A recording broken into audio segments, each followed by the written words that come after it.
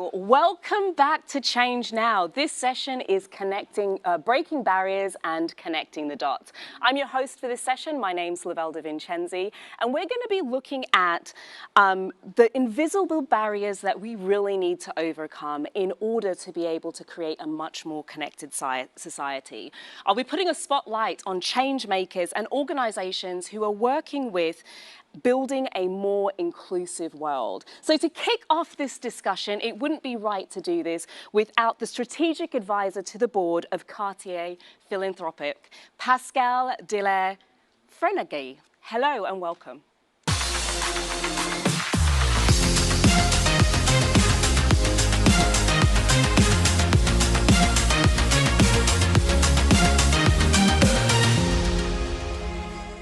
Hello, Pascale, firstly, welcome.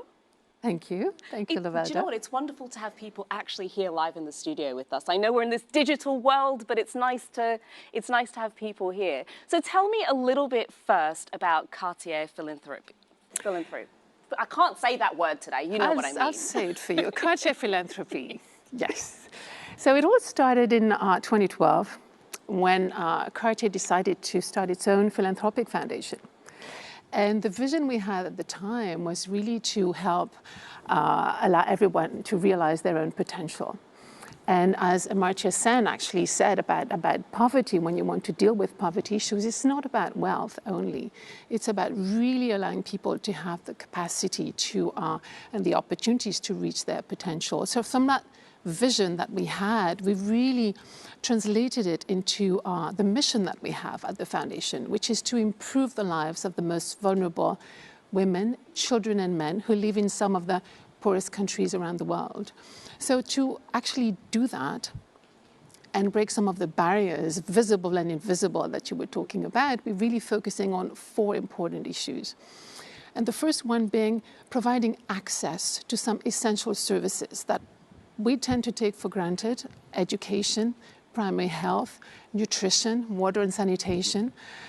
We also want to foster gender equity, which is incredibly important. And to do that, we really empower women so that they can gain access to skills, to resources, to knowledge, so that they can not only make a living, but also regain dignity and self-confidence.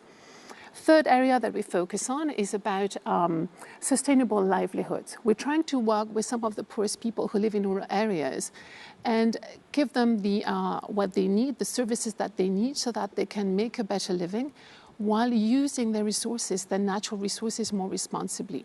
And then the last area that is also very critical is about responding to humanitarian emergencies. And when we do that, we feel that we do it because we feel we can save lives or mitigate the impact of major crises around the world.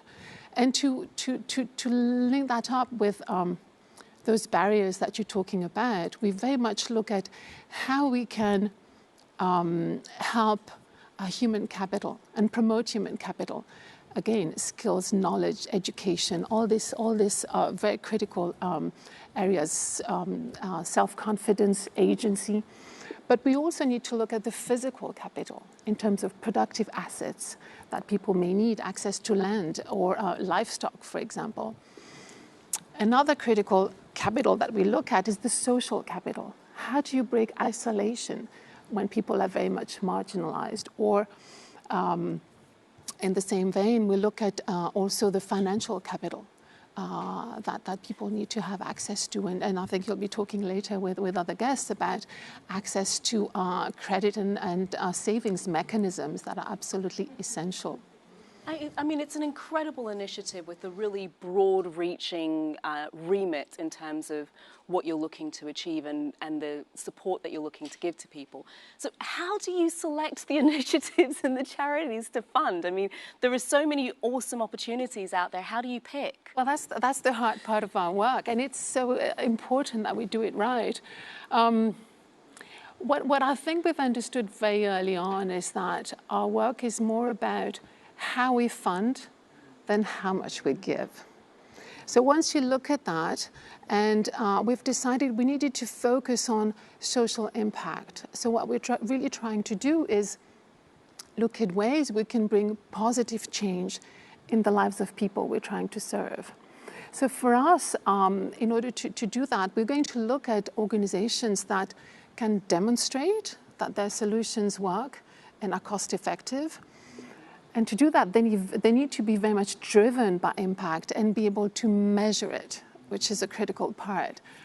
Also, what we expect from the grantees and the organizations that we might consider is whether you have the ambition to replicate and take that solution to scale so that it can benefit the largest number of people. So if all that goes really well, we fund long term. Some of our partners we've been funding since the first year of our operations, and we still support them today because they're doing a magnificent work. I love what you said there is it's less about how much you fund and more about the impact that you have with that funding. And it kind of brings me really nicely onto my next question, which is I know that you have a very specific sort of data-driven approach that you take, and you're very outcome-orientated in your approach. Can you tell us a little bit different about a few reasons about why you've taken this approach, and is it the role of the funders or the role of the charities to be? It kind of feels a little bit the other way around. Like, the funder is saying, we want to see the data. So why have you taken that approach? Yeah, that's a very interesting point you're making. Different ways to respond to that. The first one is to say that data will allow you to learn and to understand whether what you're funding is having the desired outcome. Without data, how will you know? People will tell you, but it's how can you base yourself on what people are saying if they want to say something just to please you and not based on So you want the facts. So we want the facts, exactly, and I think it's important. And it is, of course, the responsibility of the nonprofit, of the NGO that is doing the work. At the same time, I feel we funders, because we have the money, we have a lot of power too. So we need to be more responsible and more accountable in the way we fund. And if you look at the world today, there's so much urgency to solve very complex poverty issues, and there's no time to waste. I mean, the World Bank just announced a few months ago that the pandemic would throw an additional 115 million people into poverty. So we can't just sit there and fund stuff that is not actually having a strong impact. So if you take, for example, imagine that you wanted to improve kids' learning. There's different ways you can look at what's preventing kids from learning, different type of barriers. It can be access to education because the school is too distant, because the family situation requires the kids to work, or because of traditions that will impose that girls will get married too early. But you may want to address other areas more typically focused on learning. Is there a teacher in the school? Is the teacher trained? Is the classroom overcrowded? There's all these aspects that you may want to look into. So whatever you decide to do, what I think is really critical as a funder to understand so that you can really work in partnership with the organization that you fund, is that you need to have a very clear assessment of whether what you want to do is actually responding to the needs that you have identified. And once you do that, you really need to embed those data collection all along your program for the design phase, all along, so that you can monitor what's going on and understand what's happening. Any business would do that without even thinking about it. But in philanthropy, you just fund with your heart, and you need to also use your brain. We need to fund with our heads, not just our hearts. Not just, it's a good cause, let me send money that way. You made a really interesting point there as you spoke about funding education, for example, and often the number we'll look at is perhaps the number of schools that have been built, would be like a really interesting stat, or perhaps how many people have gone to those schools. But it sounds like you guys are scratching the surface, you're going deeper than that. Can you tell us a little bit more about how you look at that end-to-end approach such that you can measure the impact, which is different from we've opened 20 schools, but like you say, if the schools don't have teachers, if children aren't going to the schools, if there's not insufficient access, the 20 schools doesn't necessarily have the impact. It has the potential, but not necessarily the impact. So how are you measuring that? Well, I think there's a very basic principles that we need to look into, and a lot of funders do that. So I'm not giving lessons to anybody here, but I think you want to really understand whether what you're doing is relevant. that's what I was mentioning about making sure that what you're doing is actually responding to the needs that you've identified. I mean, if you train the teachers, but the problem is the distance from school, I mean, be solving the right problem. You won't be, exactly. So the relevance is extremely important. Then the effectiveness of your intervention, whether things are actually happening, whether the activity that you've decided to implement are actually taking place. So you need to know all that. You want to look at the efficiency of your intervention, the cost effectiveness. If you train 5 teachers for 2 years for $200,000, I'm not sure this is something that will actually provide the result that you would want to have. So also that is to be taken into consideration. Another aspect, of course, is then you can, looking at all these different areas, you need to measure the impact of your intervention. And that is will be critical by identifying the right indicators. And then you would want to talk about kids learning, whether they actually stay in school. That's the first step. And then you can measure the retention rate year over year of those kids that you've helped go to school. But you also need to really look at whether they're scoring better at their tests at school, in math, in English, in Hindi, whatever it is that they're learning. You want to measure the progress that it's being made. Otherwise, you're not going to be actually providing any improvement.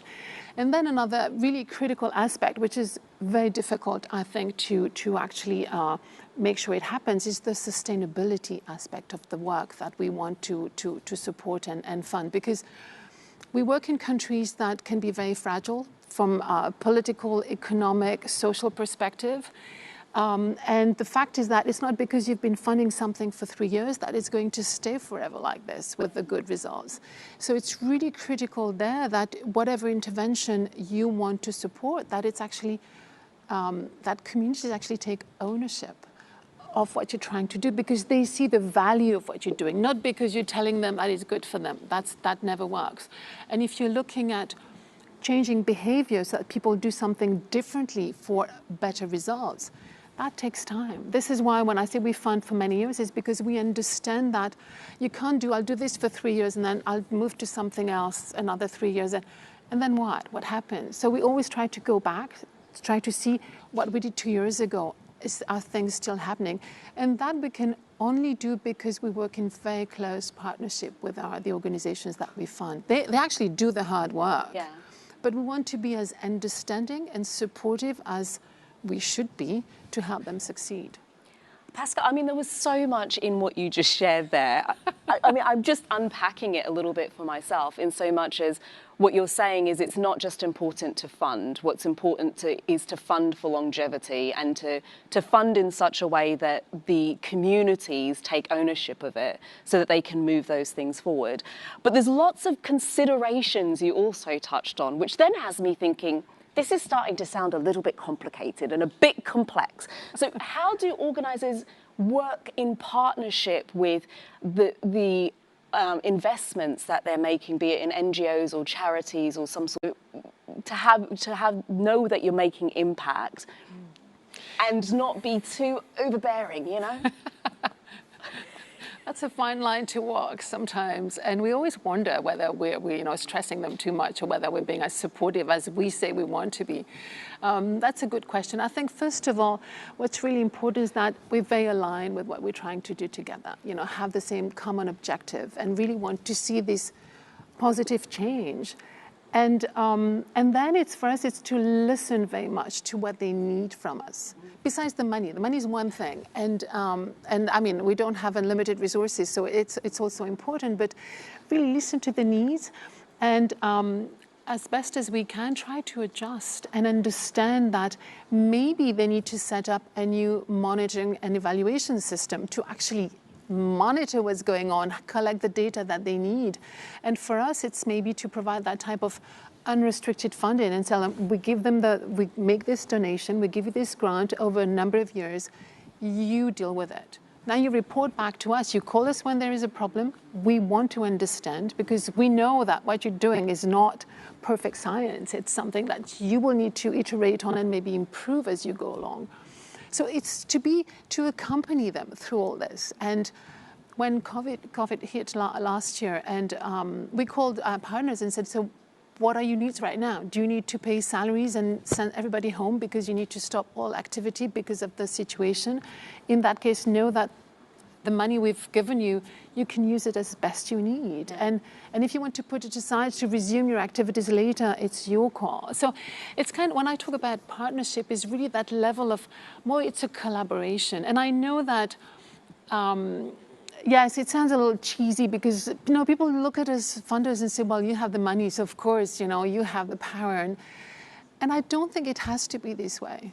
And in the sense that I'm happy to be convinced that our decisions were not the right ones, or a funder would say, if that's the kind of way you want us to work, we don't want your money. And I would respect that very, very much, because they maybe need a lot more freedom than I'm able to give them. I'm reporting to a board as well. But it's to find the same kind of understanding of how together we can get to where we want to go. So it's in the spirit of true partnership, where the two of you, you've both got to learn a little bit, it's a little bit of give and take. It sounds like you've learned a lot on this journey for the number of years you've been, funding, and you've been on both sides of the fence as well, in terms of being the other side, receiving the funding now giving it out. What can you share with other organizations? What kind of lessons could you share? I was just saying that I don't give lessons to anybody, but anyway. Insights from you've had the experience, so what have you learned along the way? Well, what I think, I'll come back to a few maybe points I touched upon. I think data is about learning. It's not about, being a judge of anything. It's learning together what's working, not working, how do we correct course if we need to. And it's about using the evidence that we can then get to inform our decision. As I said, we need to be rational sometimes and see how we can best support positive change by funding an organization versus another. I think also it's very much about trust and the type of collaboration that I'm talking about is that, I was a grantee before I became a funder, so I know very well the position we're in when the funder calls you and wants, reports or tell me what's happening here. Exactly. The fact that we can say, well, listen, there was a coup in Mali. Operations have stopped for a while until we can resume. We need to make sure that all the staff is safe. And I'm just like, of course. But if you don't tell me anything, and a year later I find out that you haven't reached your targets because you had to stop operations, but you didn't tell me, then I'm just like, well, why don't you call me when this happens? Because that I can understand and be fully supportive.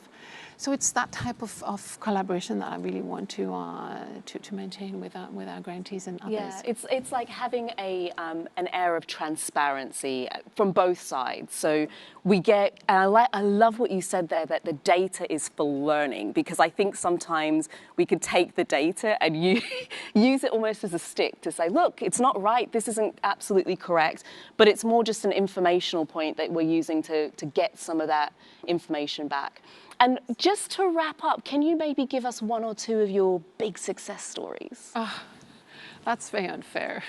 Well, examples of some of the incredible work I'll mention, because we're talking about education, and there's this fantastic organizations working in India called Educate Girls.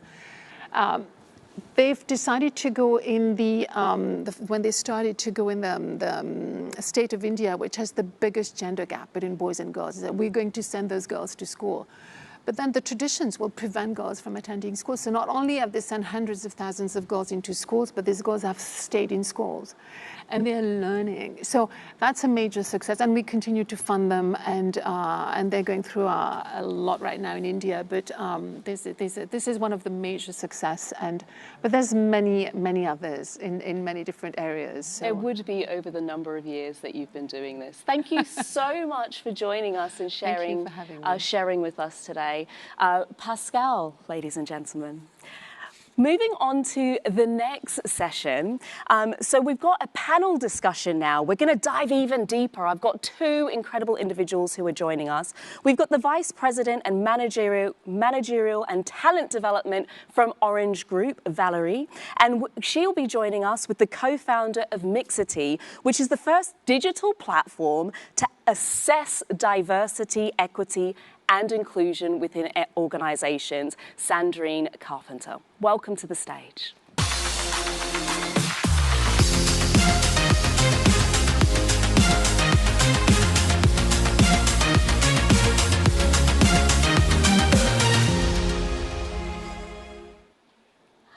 Ladies, thank you so much for joining us. We're talking about diversity. We've got 3 ladies in a panel. Yes! Hashtag kind of winning-ish. Yes, starting to. Starting to. We're going to give it a good whirl. I'm going to kick off with I'm going to start right at the top with almost an obvious question. Why do we even need to measure diversity? Like, why do we need to bother? Sandrine, do you want to kick us off? Yes, thank you. It's important to measure diversity and inclusion. It's very new to measure the diversity and inclusion, but it's really important because the first step to have a real policy in diversity and inclusion is to see where we are, what we have already achieved, and where we want to go. So if you do not see what you do, if you do not have any data, figures, indicators, you can't manage your strategy, your impact on your diversity culture in the company. And what are your thoughts on it? I mean, you're measuring it at Orange, so why do you think it's important? You must think it's important to actually take a step to do the measurements. I think first I would say that Orange has been committed to diversity since many, many years, you know, at least 15 years, and on all the subjects and the various subjects. So we are very committed with policy, with deployment. And you know, when you want to improve on that, you have to measure it. And you have to measure it in the various geographies and year by year to see your improvement, to tackle different issues and problems. Because we are really convinced that, you know, diversity is really key for performance, and that you cannot have any economic performance without any social and diversity performance. So we work on 3 main subjects. Our top subjects are gender balance, equality in all the opportunities, and of course, digital inclusion. And on all of that, we've got measurement. So I like what you said, that you've linked measurement and performance with diversity, that the 2 things, we can't have the best performance if we don't address diversity. So Sandrine, you've already touched on it, that we're new in this field of even measuring diversity beyond being able to say top level, like, you know, different genders, different nationalities. So tell us a little bit about what you're doing to do that with Mixity. How are you measuring? Yes, thank you. It's a big challenge to define a global assessment, a neutral assessment, an expert assessment with everyone around the table sharing the key methodology to do it.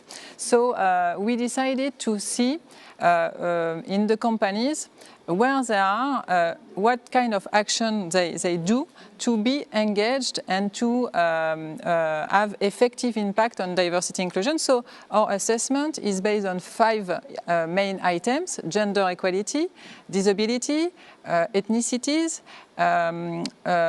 LGBT plus issues, and ages in the company. And for each part of diversity, we measure data. We collect data in the HR with the HR teams to see, for example, how many people in the company have disabilities, visible or invisible disabilities. And we do not look only on at the figures.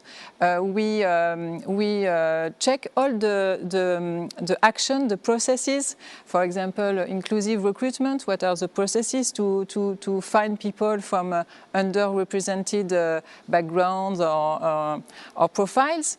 So with all this set of data, we generate a global footprint, a very visual footprint, to see in one view where the company is and define where she can go with concrete action, recommendation, and issues to address the strategy. So it's incredibly comprehensive, like that you've left no stone unturned in terms of, you know, the various different dimensions of diversity, because we hear about diversity, equity, inclusion. There were a number of different dimensions to it, and you're touching on at least 5 of those. And it's beyond simply looking at what's the data saying, but also what are the processes that sit behind that. So I understand Orange is part of, you know, the first pilot. Working with. Why did you make that choice? You threw yourself right in there at the deep end, didn't you? Yeah, actually that's true. I think we sort of got attracted, you know, by Mixity and the product. I think the approach is very interesting, the multi-dimensional, you mentioned it, Lovelda, and also the mapping. It's a very clear mapping. When you go into the detail, they have very detailed questions, so that you really go into the detail in each of our subsidiaries of the various dimensions, and it gives you the possibility to define benchmark, you know, either within the company or with other companies, and it gives you also the possibility to get all the action you need to improve on. So it's very, I think, pragmatic and oriented to actions. So it has a lot of data, but then you get into action. But what are some of the challenges that you'd have? I'm just thinking, Orange is a large company, okay? True. We're not talking about a startup here. We're talking about a large, multinational organization. That's true. Can I just add on to the complexity? Multiple countries, multiple cultures, multiple different regulations, and etc. What were some of the challenges with getting all of the information and the data? Yeah, we have actually, we are present in more than 26 countries, wow. You know, 142,000 people, and 140 nationalities. I think it's important in what the subject we discuss, actually. I think, you know, there are a few dimensions which are important on that. First, you know, you need to set the tone at the top. You know, the tone at the top, to be able to define politics, policies, and then you have to deploy all of that in the various subsidiaries in the company. You have to do a lot of awareness sessions. We are very keen to do that, and we develop that, especially on online training. I'll give you an example. For example, you have an online training that gives you a visa, you know, if you have, you know, the necessary knowledge, I would say, on gender balance, for example, or any bias or whatever. So people can improve themselves, and then we make all our employees aware of the diversity. And of course, I mean, year by year, we measure it to see how we improve. So it's really about getting that buy-in. And how does Mixity work with large organizations to help with the rollout? Because it's not easy to get into multiple different areas. You might excite one department, or one country's 100% on board, and then you've got to kind of tease the others in. How have you managed to navigate that? With an important large group like Orange, which make part of our pioneer companies, with a big challenge for us, because so huge company and making so many action in terms of diversity and inclusion. So what we decided is to work with the teams where we could see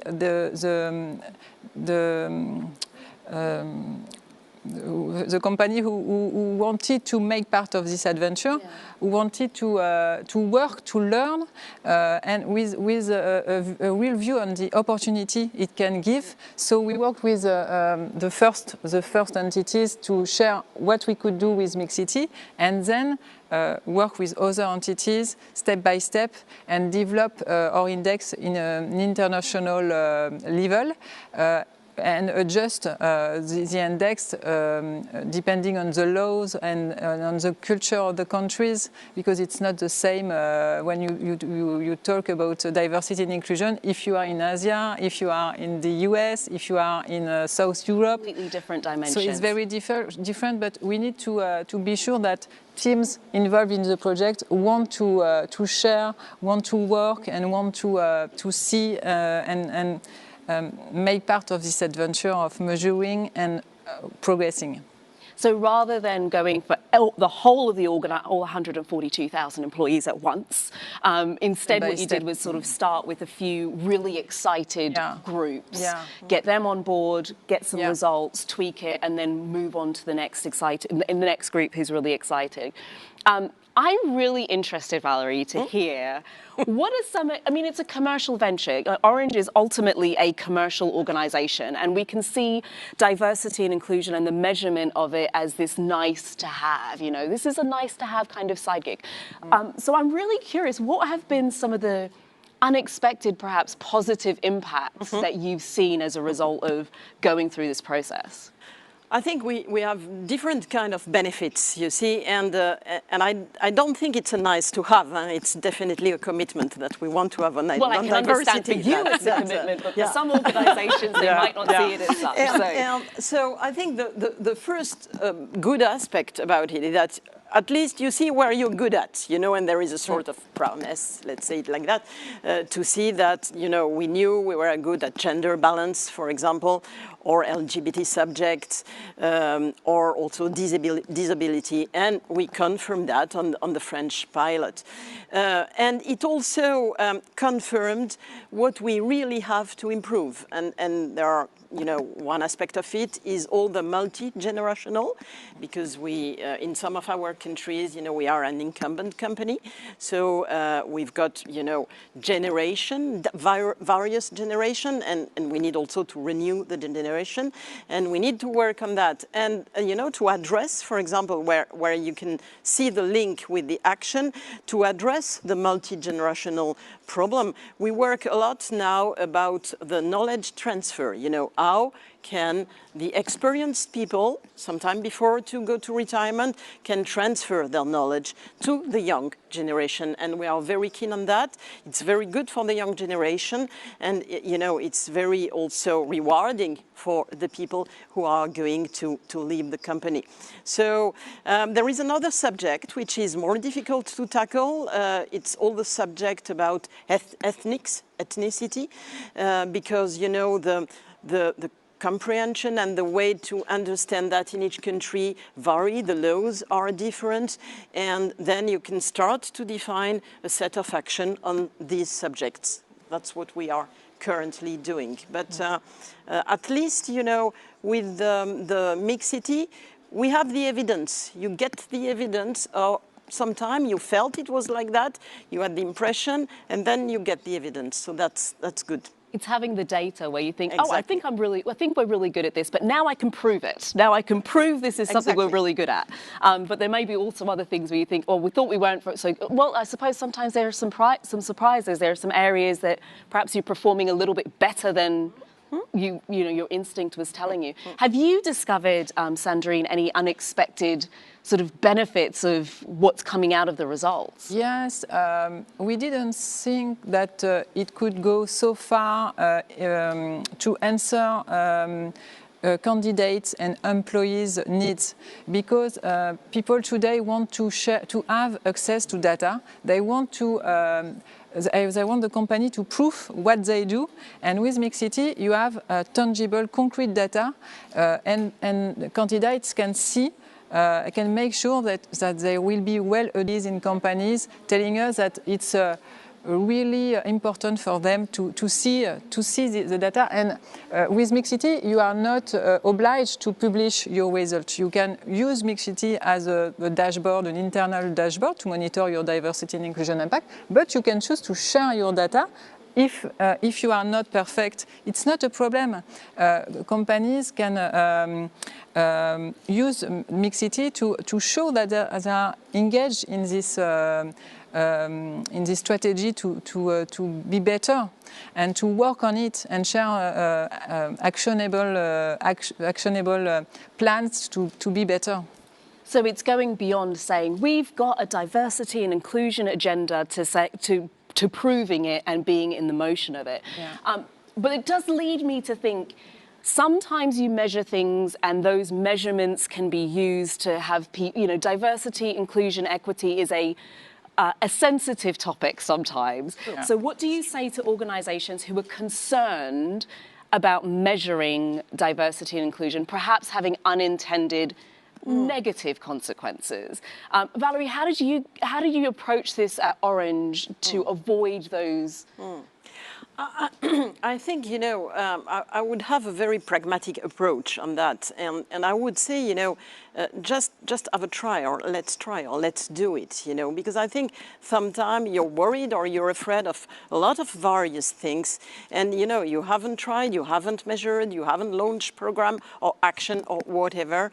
And that's when you start doing things, that's when you start confronting two realities, that's really, you see the benefit. And in fact, having data, you can be afraid of having data, but having data can reassure you, all in all, you know, that, you know, you have done some stuff and you still have things to do. So you know, to companies, I would say, just don't be afraid, just go for it. Yeah, you know, because it's a sensitive topic, and there are organizations that might be thinking it's great, but instinctively we already know we're not doing very great at this. We don't need it in black and white to be able to see it per se. Sandrine, how do you support organizations who might have some reservations around the unintended negative consequences of measuring such a sensitive topic? What I used to say is that Mixity is not a tool to name and shame. It's a tool to name and honor. It's a way to see we have all companies have a footprint, have a diversity and inclusion footprint, a unique diversity and inclusion footprint. And what we want to do is to help to enhance and develop the culture. So there is no bad scores. We do not deliver scores. It's not notations. It's an impact, and we want to work with the companies to develop this impact. And it's only opportunities, and it's a way to discuss about these sensitive topics. Sometimes it's better to address, to speak, and to let people tell what they feel about these topics. It's okay. I like that kind of reframe, which is it's not about naming and shaming. It's about providing a framework that allows you to identify where the opportunity is to improve. And if you see that as a commitment to move forward rather than oh God, we're about to publish that we're not very good at these sorts of things, you have a really great opportunity to move forward. So one question for each of you just to wrap up. Firstly, Valérie, measuring is a really great starting point. We've got to start with something, but how do you use this data really to create positive impact versus just, we have a number, we have some stats?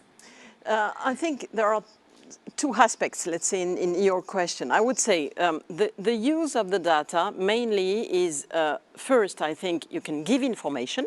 You give information internally, you can give information externally. You have to have in mind that now, you know, for new generation, it's really, diversity is really a matter of attractiveness, okay? So that's the first aspect of it, really, give information. The second aspect, being a telecom company, we are really concerned, and we really take care about the use of data today, and the use of AI in particular.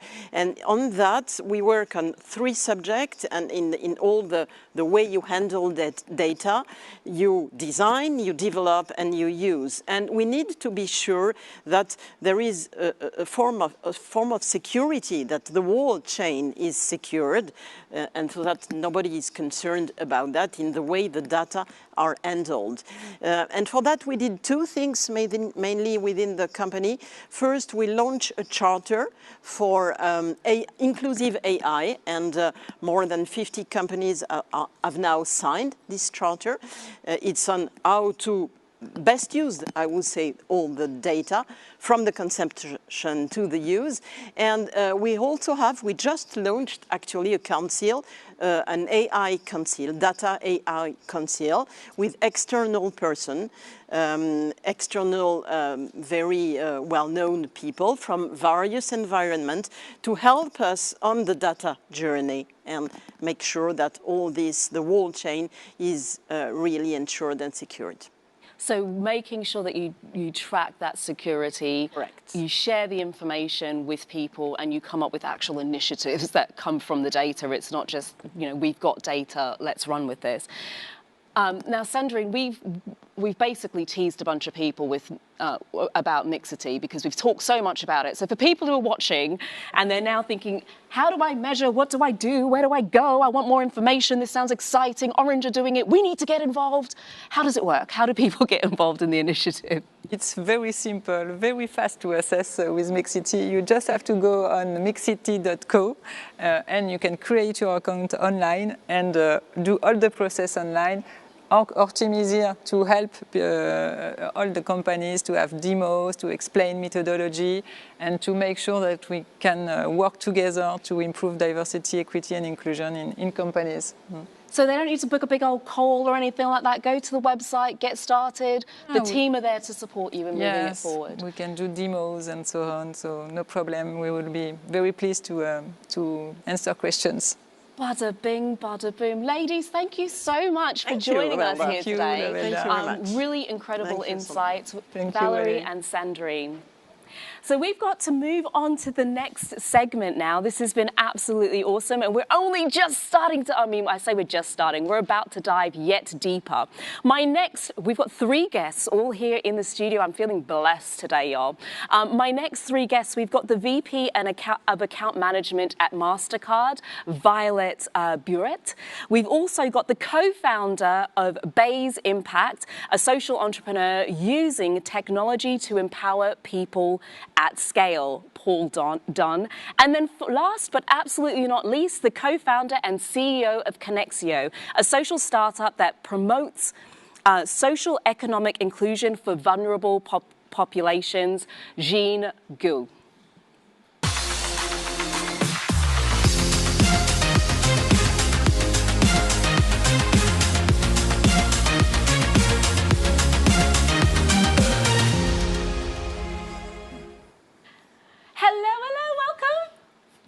Hi. Okay, you don't look too excited. I mean, blow me over with your excitement and enthusiasm, why don't you? You're making me work here today. I love that the 3 of you have got such different initiatives, and I mean, they couldn't be any more different. So I'm going to start with, we're going to go the opposite direction. I'm going to start with you, Paul. Can you tell us a little bit about your initiative and solution?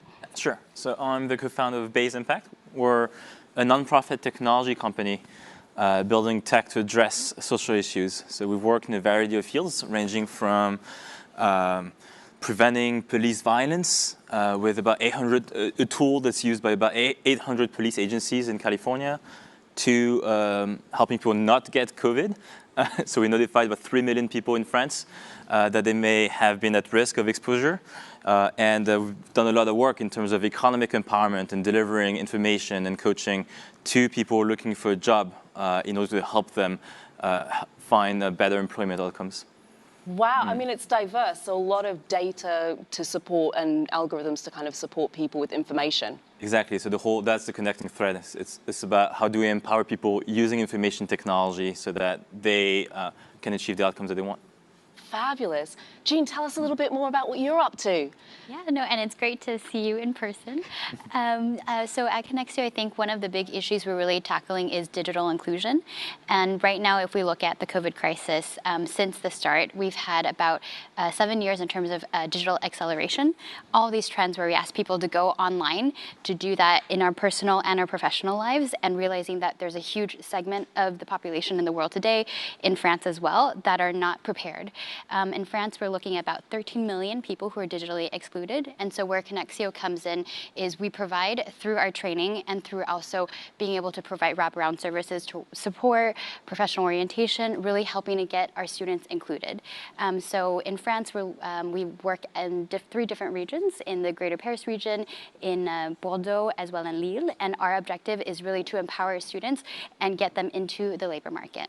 Wow, so helping to close that technology gap as the gap is rapidly increasing as we're doing this digitally today as well. Violet, what about you? What about the work that you're doing at Mastercard? Can you tell us a little bit more about that? Yes, we have launched a program that aims at, that called Impact, that aims at overcoming the barriers linked with economic insecurity. So we are launching 3 initiatives. The first one aims at preventing over-indebtedness, which is a major burden in France. So we will launch a financial education game with an NGO called Crésus. The second one aimed at breaking stereotypes about gender in tech. So we are launching also a mobile app with Trace Academia and Arkea to educate young girls, 15 years old young girls, to understand what is tech and break this stereotype. And last but not least, we are working with Paul on a project that aims at helping people unlock their potential by accessing new career journey, and it's called JobFlix. Oh, fantastic. Loads of incredible solutions. The thing is, though, you're in a complex space, and often, I'm going to start with Eugene, because often what happens is there are assumptions, rightly or wrongly, about who is actually impacted, right? So if we think technology, just to start with you, if we think technology, we assume, rightly or wrongly, that actually it's older people, the older generation who are struggling, but the young people, you've all got tech, you understand it. So what are some of these unexpected barriers or assumptions that we're seeing in this space? Jean, do you want to kick us off? Sure, yeah, and I can talk about that, given that I think we're in a space where I think we can't, walk or do certain things without really seeing technology in our lives.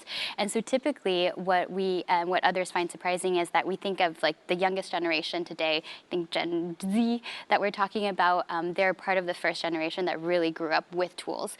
We'll call them digital natives, but oftentimes what is interesting is that when you assess, digital proficiency, it's about also the differences and the nuances in the skills. And so often we have youth who may be really excellent at managing TikTok, Snapchat, all of these digital tools online, but when we ask them to send us their CV, to really, talk professionally or write professionally to employers, to have a professional identity online, like a LinkedIn profile, those are where we see gaps. But these are huge gaps today, because I think if you think about our professional identity, a lot of that is transmitted online.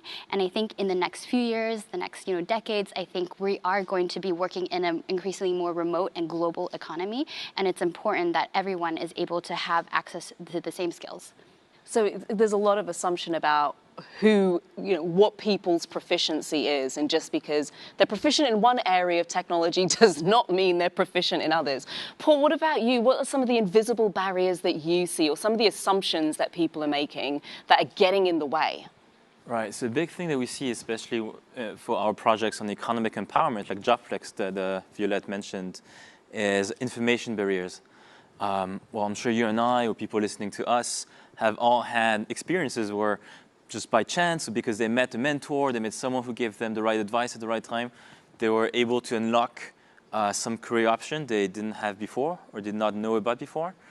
And that's something that is both very powerful, but also that not everyone has access to. So when we talk to some people in marginalized or disenfranchised communities, you don't always have access to this type of personalized guidance. And in particular, when it comes to navigating a labor market that's shifting ever so quickly, you need that information. And you could say it's the role of public servants, the ones who do employment coaching, but very often, especially now with COVID, you have so many people who are in need of personalized guidance, and there's not enough people necessarily to provide that guidance from day one, from the time they need it. And so what we do to address that is using technology. It's kind of like the opposite of creating the digital divide. It's like, how do we use technology to bridge the gap? And so using artificial intelligence to make sense of all the data, all the information on the labor market that exists, and delivering it in a very personalized and user-friendly way to people who need it. Super. Violette, tell me, from Mastercard's perspective, how have you experienced, just in implementing these sorts of solutions, sort of unexpected, were some of your assumptions tested, where there's some barriers you really just had not foreseen before you stepped into this space? Clearly, we had a lot of barriers. Some were expected and others were not. But I would say that maybe the major barrier we faced that was totally unexpected was the illusion one. That means the idea that in a group we could solve every problem we would address, like it was a service or whatever. And it's totally an illusion. We won't solve anything. We will just contribute solving some things. And sometimes we have misconception. So we decided to work through ethno-studies, to be really close to the user, to understand those invisible barriers, because while we work with Paul or with Crésus or other NGO, they will say it's not a simple one. And you need really to be step-by-step approach and to be really close to the user. So I would say that illusion barrier, that you can have the big idea nobody had before, is a major barrier. Okay, so humility is a real lesson of what we've done this year. So a lot of humility and kind of understanding it's a big problem, which brings me really beautifully onto my next question. So you guys are solving complex problems. Really complex problems that are multifaceted. There's lots of dimensions to them, and you've touched on a few of them in some of the answers that you've given already. Have you partnered? I mean, Mastercard, I know Violette, I know you've been partnered, but I'm just interested to understand, what are the roles you think of partnerships? Is it about to corporations? Is it down to NGOs? Is it down to charities? Is it the government? How do you partner, and have you seen success in that? So would you like to kick us off first, Violette? Yeah, partnering is crucial. And all what we managed to do is based on two things. First, collective intelligence, and second, aligned commitments. So in the three programs I mentioned, three initiatives, we have worked with NGOs, like Base Impact, Crésus. We have worked with financial institutions like Arkea. We have worked with the government. The initiative about gender bias was supported by Cedrico and Elisabeth Moreno. But we have, most of all, worked with the user. And I think that around the table, we never have to forget that the user is maybe the most important people that need to be heard. And I think that, for me, it's the main learning we had during this session. As powerful as the partnerships are, if you forget who you're doing it for, it's all absolutely... Exactly, because when you have barriers, sometimes say, oh, why do I do that? And no, it's for the user. And you have to keep always the user in mind, the person who will benefit the work you are doing. Oh, absolutely. I mean, it's a great reminder, because I think, especially when you've got complex problems, you get so caught up in maneuvering around the solution that you can forget why you're doing it in the first place. Jean, what about you? Have you used partnerships? What do you think the role of partnerships are? Yeah, I think definitely I'm going to agree with Violette on the sense that we situate ourselves at the intersection of maybe multiple ecosystems. And I think what's really interesting to be in this kind of ecosystem is to bring about and build connections between other organizations or ecosystems that naturally might not be together. And so for us, for example, we work heavily with a lot of other NGOs, a lot of other organizations in the social sector to really source our students, and also to say that we cannot by ourselves tackle everything. And so if a student has a housing issue, a healthcare issue, we know who to send them to make sure that that's not the reason they're not able to continue their training. So that for us is really important.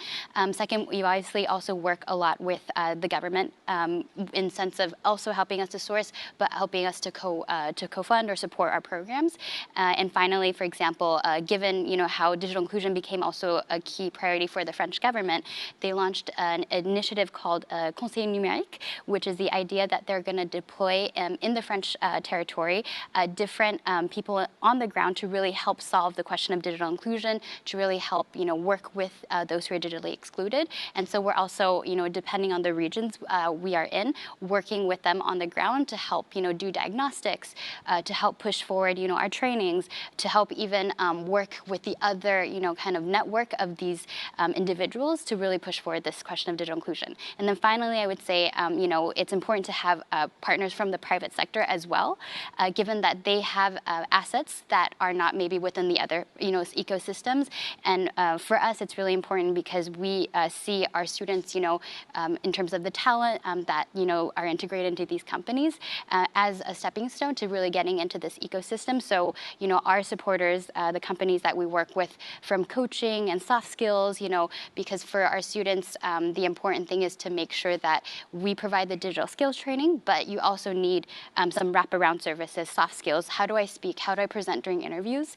And to have someone who is a professional in the sector teaching you that live is much more powerful. And so we're really supportive, thankful of our supportive corporate partners who work with us in the sense to really bring our solution full circle.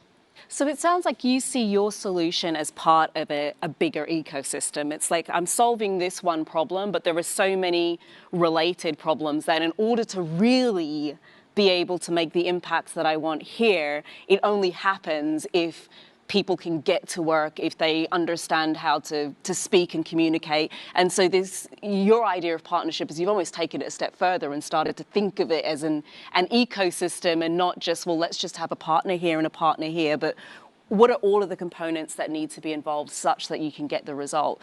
Paul, what about you? How are you partnering? Well, I know you're partnering with Mastercard, but above and beyond that. Yeah, well, the cool thing with using technology for social purposes is you have the ability to scale. And for some of our solutions, for employment coaching, so we help something like 300,000 job seekers using our tool. We have some pretty big aims for the projects with Mastercard. As I mentioned before, we help warn millions of people who are at risk of COVID, and so that was done through partnerships.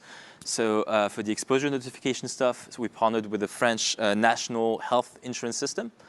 For JobFlix, we're looking at both public partners and private partners like Mastercard for distribution. And so really the thing is, when you build a tool, even if it's great, even if you want it to have impact, even if it helps break down some information barriers, it's useless if you don't put it in the hands of those who need it.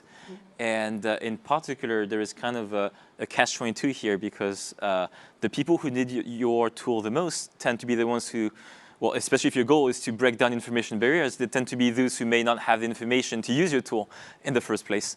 And so this is where partnerships are super important. And to echo what has been said before, I think, of course, it's a very complex ecosystem.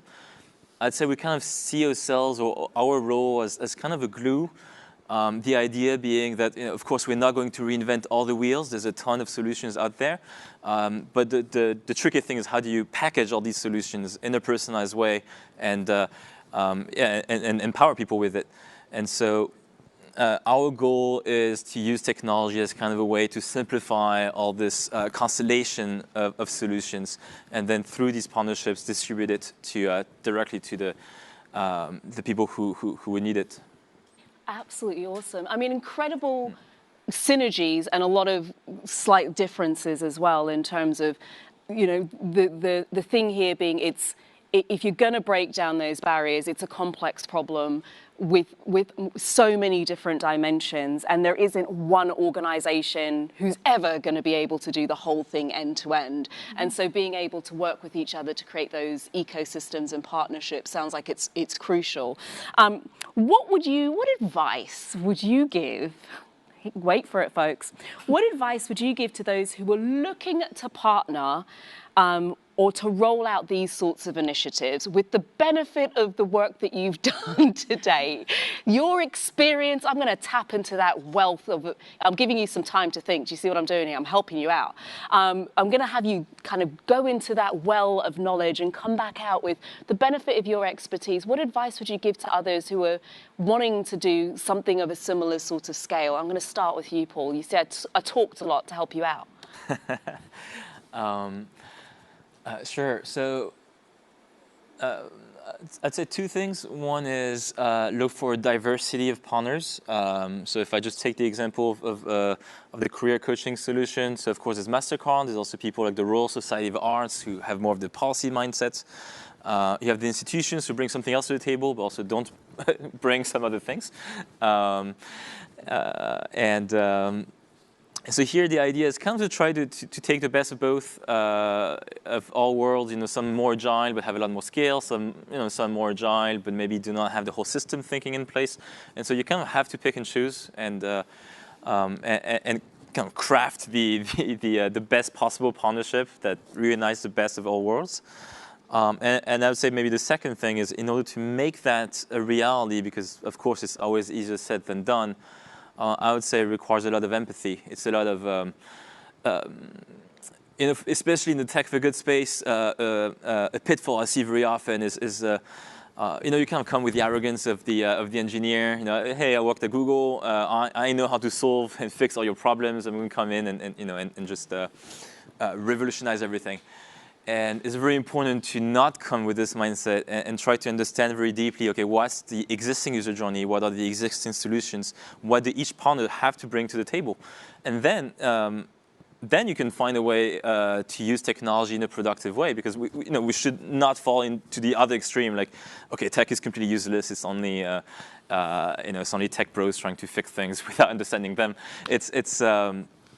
It's really about bringing this humility in order to understand where you can be helpful, and as I said before, kind of finding your place in this ecosystem. So having humility and empathy, but also making sure that you've got diversity of thought and diversity of partners around the table. So we're getting there. It's awesome wisdom. Thanks for that. Jean, what about you? What would you say to people who are wanting to go on a similar sort of journey?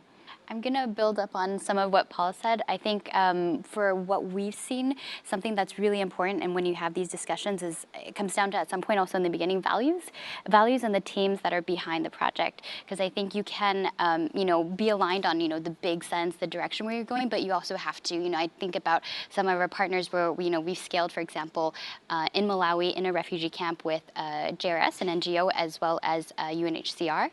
And so for doing that, in terms of the cultural diversity, in terms of, how our teams function, completely different.